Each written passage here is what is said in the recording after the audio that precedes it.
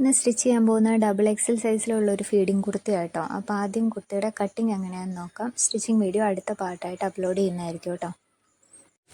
ആദ്യം ക്ലോത്ത് ഇതുപോലെ 4ആയിട്ട് മടക്കി ഇട്ട് കൊടുക്കാം. മുകളിൽ ഒരു 1/2 ഇഞ്ചിൽ ഒരു ലൈൻ വരച്ചിട്ടുണ്ട്. അവിടെ നിന്നാണ് താഴത്തേക്ക് മെഷർമെൻറ്റ്സ് എല്ലാം മാർക്ക് ചെയ്യുന്നത്. ഷോൾഡർ 16 ആണ്, അതിൻ്റെ 1/2 8 ഇഞ്ച് മാർക്ക് ചെയ്യുക. താഴത്തേക്കും 8 ഇഞ്ച് മാർക്ക് ചെയ്യുക. ഒരു ലൈൻ ഇതുപോലെ വരച്ചു കൊടുക്കാം.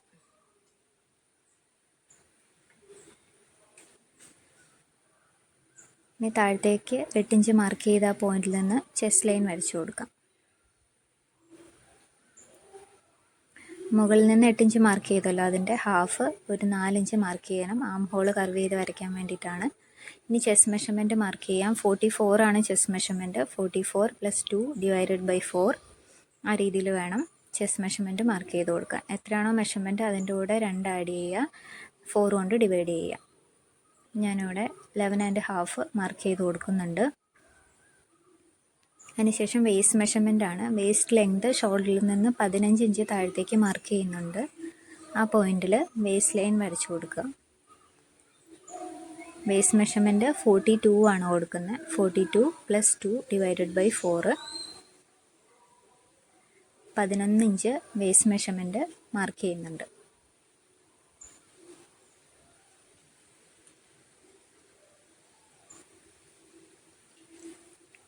ഇനി ചെസ്റ്റ് മെഷർമെൻറ്റും വേസ്റ്റ് മെഷർമെൻറ്റും നമ്മൾ മാർക്ക് ചെയ്തിട്ടുണ്ടല്ലോ, അത് ഇതേപോലെ ഒരു ലൈൻ വരച്ച് ജോയിൻ ചെയ്യാം. ഇനി വേസ്റ്റ് മെഷർമെൻറ്റ് മാർക്ക് ചെയ്ത പോയിന്റിൽ നിന്ന് താഴത്തേക്ക് ഇതുപോലെ വരച്ചു കൊടുക്കാം. ചെരിച്ച് കോർണറിലേക്ക് വരയ്ക്കണം. ബാക്ക് പാർട്ട് നമ്മൾ ലൈൻ ഷേപ്പിലാണ് കട്ട് ചെയ്യുന്നത്. ഇപ്പോൾ ടോപ്പിൻ്റെ ലെങ്ത് 44 ഇഞ്ചസ് ആണ് കൊടുത്തിട്ടുള്ളത്. അപ്പോൾ അത് മാർക്ക് ചെയ്ത ആ പോയിന്റിലേക്ക് ഇതുപോലെ ചെരിച്ച് വരച്ചു കൊടുക്കുക. അതിനുശേഷം 1.5 ഇഞ്ച് സീം അലവൻസ് കൊടുത്ത് അതും കൂടെ ഇതുപോലെ വരച്ചെടുക്കണം.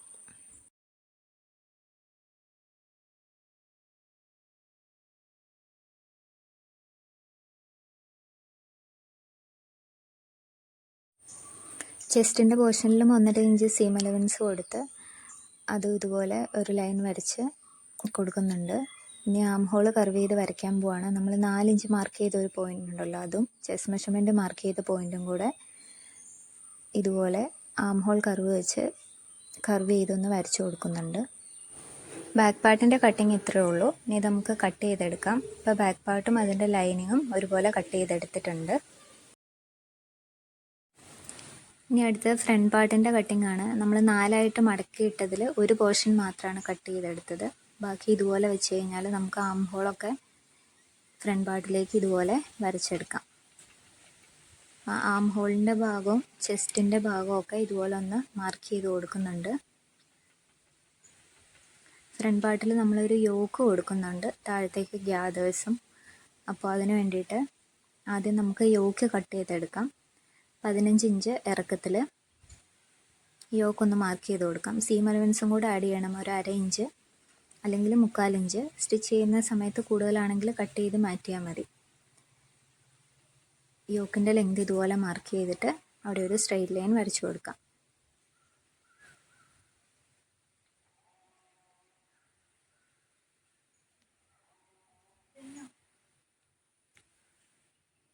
ഇനി ആം ഹോൾ നമുക്കൊന്ന് കുഴിച്ച് വെട്ടണം. ഫ്രണ്ട് പാർട്ടിൻ്റെ ഇതുപോലെ ഒന്ന് ആ കോർണർ ഒന്ന് വരച്ചെടുത്തതിന് ശേഷം ഒരു 1/2 ഇഞ്ച് ഉള്ളിലേക്ക് മാറ്റി മാർക്ക് ചെയ്യുക. അതിന് ശേഷം ഫ്രണ്ട് പാർട്ടിനേക്കാളും 1/2 ഇഞ്ച് ഉള്ളിലേക്ക് ഇതുപോലെ കർവ് ചെയ്ത്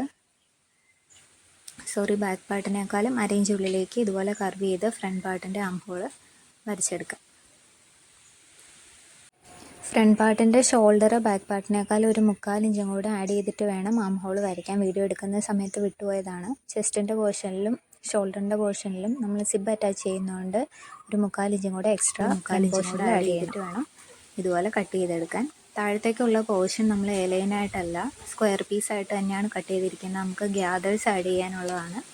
അതുകൊണ്ട് അത് വെറുതെ ഇങ്ങനെ സ്ക്വയർ ആയിട്ടൊരു പീസ് പോലെ കട്ട് ചെയ്തെടുക്കുക. ലൈനായിട്ട് കട്ട് ചെയ്യേണ്ട ആവശ്യമില്ല.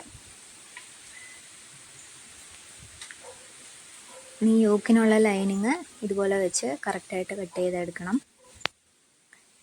ഫ്രണ്ട് പാർട്ടിൻ്റെ ലൈനിങ് ലൈനായിട്ട് തന്നെയാണ് കട്ട് ചെയ്തിരിക്കുന്നത്. ഇനി നമുക്ക് സ്ലീവ്സിൻ്റെ കട്ടിങ് എങ്ങനെയാണെന്ന് നോക്കാം. അതിനാദ്യം ബാക്ക് പാർട്ടിൻ്റെ ആം ഹോൾ ഒന്ന് മെഷർ ചെയ്ത് നോക്കുക. ഇവിടെ കറക്റ്റ് നമ്മൾ ബോഡി മെഷർമെൻറ്റ് വെച്ചല്ലല്ലോ ചെയ്യുന്നത്, അതുകൊണ്ടാണ് ഇങ്ങനെ നോക്കുന്നത്. കറക്റ്റ് മെഷർ ചെയ്ത് നോക്കാം.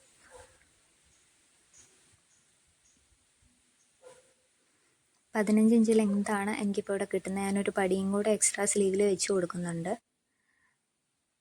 ഇനി നമ്മൾ ചെസ്റ്റ് മെഷർമെൻറ്റ് എത്രയാണോ മാർക്ക് ചെയ്തത് അത് ഈ ഫോൾഡഡ് സൈഡിൽ നിന്ന് ഓപ്പൺ സൈഡിലേക്ക് ഇതുപോലെ മാർക്ക് ചെയ്യുക. അവിടുന്ന് താഴത്തേക്ക് ഒരു 4 ഇഞ്ച് മാർക്ക് ചെയ്ത് ഫോൾഡഡ് സൈഡിലെ കോർണറിലേക്ക് ഇതുപോലെ വരച്ചെടുക്കുന്നുണ്ട്. ഇനി നമ്മൾ ആം ഹോൾ മെഷർ ചെയ്തെടുത്തത് 11 ഇഞ്ചാണ്. അതൊന്ന് മാർക്ക് ചെയ്യുന്നുണ്ട്. അതിൽ ഒരു 10.25 ഇഞ്ചാണ് നമുക്ക് മാർക്ക് ചെയ്ത് കൊടുക്കേണ്ട കാര്യമുള്ളൂ.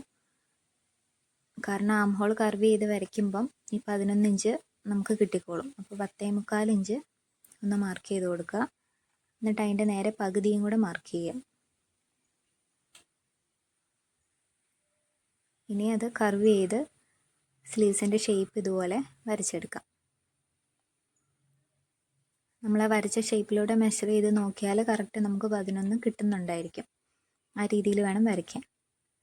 താഴെ സ്ലീവ് റൗണ്ട് ഒരു 6.5 ഇഞ്ചോളം മാർക്ക് ചെയ്ത് കൊടുക്കുന്നുണ്ട്. താഴത്തേക്ക് ഒരു പടിയും കൂടെ വരാനുണ്ട്. അതിനുശേഷം ഇതുപോലെ ഒരു സ്ട്രെയിറ്റ് ലൈൻ വരച്ച് ജോയിൻ ചെയ്തെടുക്കുക. 1.5 ഇഞ്ച് സീം അലവൻസും കൂടെ കൊടുക്കണം. അതും ഇതുപോലെ ഒരു ലൈൻ വരച്ച് ജോയിൻ ചെയ്യാം. ഇനി സ്ലീവ്സ് കട്ട് ചെയ്തെടുക്കാം.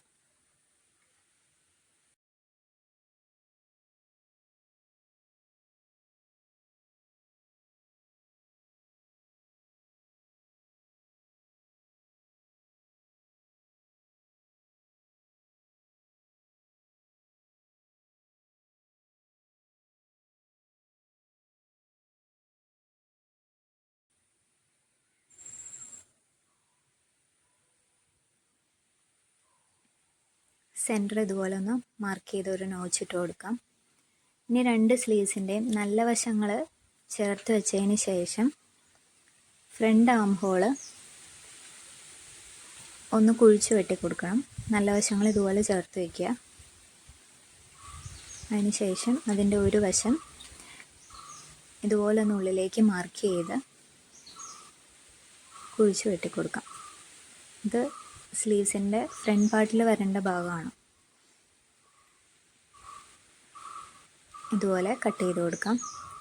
ഇനി നമുക്ക് ഈ സ്ലീവ്സിന് ഇതിപ്പോൾ 15 ഇഞ്ച് എനിക്ക് ലെങ്ത് കുറവാണ്. അപ്പോൾ ഒരു പടിയും കൂടെ ഇതിലേക്ക് ആഡ് ചെയ്ത് കൊടുക്കുന്നുണ്ട്. 3.5 ഇഞ്ച് വീതിയുള്ള 2 പീസ് ഇതിനായിട്ട് കട്ട് ചെയ്തെടുക്കുന്നുണ്ട്. 3.5 ഇഞ്ച് വീതിയിൽ നീളം സ്ലീവ്സിൻ്റെ താഴത്തെ ആ ലെങ്ത്. ലേസും കൂടെ സ്ലീവ്സിൽ ആഡ് ചെയ്ത് കൊടുക്കുന്നുണ്ട്. ഇനി നമുക്ക് ഫ്രണ്ട് പാർട്ടിന് വേണ്ടിയിട്ടുള്ള നെക്ക് കട്ട് ചെയ്യണം. ക്യാൻവാസിൽ കട്ട് ചെയ്തെടുക്കുന്നുണ്ട്. 3.5 ഇഞ്ചാണ് വിഡ്ത്ത് മാർക്ക് ചെയ്യുന്നത്. അതായത് 7 ഇഞ്ച് വൈഡ്. മുകളിൽ സീം അലവൻസ് ഒരു 1/2 ഇഞ്ച് വിട്ട ശേഷം നെക്കിൻ്റെ ഡെപ്ത്ത് 6 ഇഞ്ച് മാർക്ക് ചെയ്ത് അവിടെ ഒരു ലൈൻ വരച്ചു കൊടുക്കാം. അതിനുശേഷം 3.5 ഇഞ്ച് മാർക്ക് ചെയ്ത പോയിൻറ്റും 6 ഇഞ്ച് വരുന്ന ലൈനും കൂടെ ജോയിൻ ചെയ്ത് ഒരു വി ഷേപ്പ് നെക്കാണ് ഇപ്പോൾ വരച്ചു കൊടുക്കുന്നത്. ആദ്യം വി ഷേപ്പ് കറക്റ്റ് വരച്ചു കൊടുത്തിട്ട് ആം ഹോൾ കർവ് വെച്ച് ചെറുതായിട്ടൊരു കർവ് ചെയ്ത് വരുന്ന ഷേപ്പിൽ വരച്ചു കൊടുക്കുന്നുണ്ട്.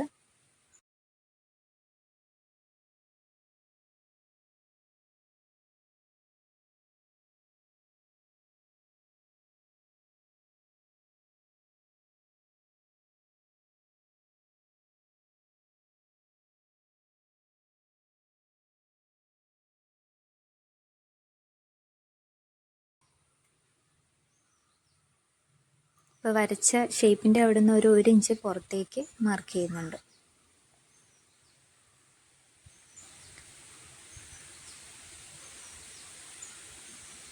ഇനി ആ മാർക്കിങ്സ് ഒന്ന് ജോയിൻ ചെയ്ത് വരച്ചതിന് ശേഷം നെക്ക് നമ്മൾ വരച്ച അതേ ഷേപ്പിൽ കട്ട് ചെയ്തെടുക്കാം.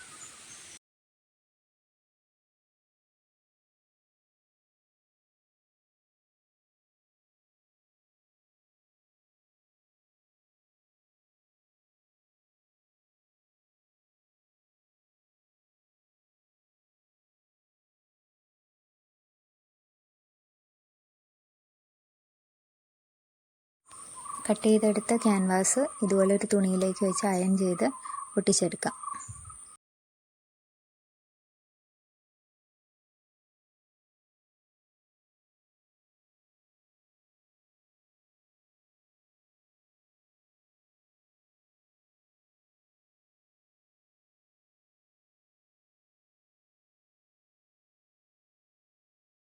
ബാക്ക് പാർട്ടിൽ നെക്ക് കട്ട് ചെയ്യാൻ വേണ്ടിയിട്ട് മെയിൻ ഫാബ്രിക്കും ലൈനിങ്ങും ഇതുപോലെ ഒരുമിച്ച് വെച്ചിട്ടുണ്ട്. വിഡ്ത്ത് 3.25 ഇഞ്ച് മാർക്ക് ചെയ്ത് കൊടുക്കുന്നുണ്ട്. Depth 4 inch. വിഡ്ത്ത് 3.5 ഇഞ്ചാണ് നമുക്ക് വേണ്ടത്. അപ്പോൾ സീം അലവൻസ് മാറ്റിയിട്ടാണ് 3.25 ഇഞ്ച് മാർക്ക് ചെയ്ത് കൊടുക്കുന്നത്. അതിനുശേഷം നെക്കിന് ഏത് ഷേപ്പാണോ ആവശ്യമുള്ളത് അതുപോലെ വരച്ചു കൊടുക്കുക. എന്നിട്ട് ഒരുമിച്ചത് കട്ട് ചെയ്തെടുക്കണം. ഇപ്പോൾ കുർത്തിയുടെ കട്ടിങ് ഇവിടെ കംപ്ലീറ്റ് ആയിട്ടുണ്ട്. അടുത്തത് സ്റ്റെപ്പ് ബൈ സ്റ്റെപ്പായിട്ട് എങ്ങനെയാണ് കുർത്തി സ്റ്റിച്ച് ചെയ്യുന്നത് എന്നുള്ളത് അടുത്ത വീഡിയോയിൽ കാണാം. Thank you.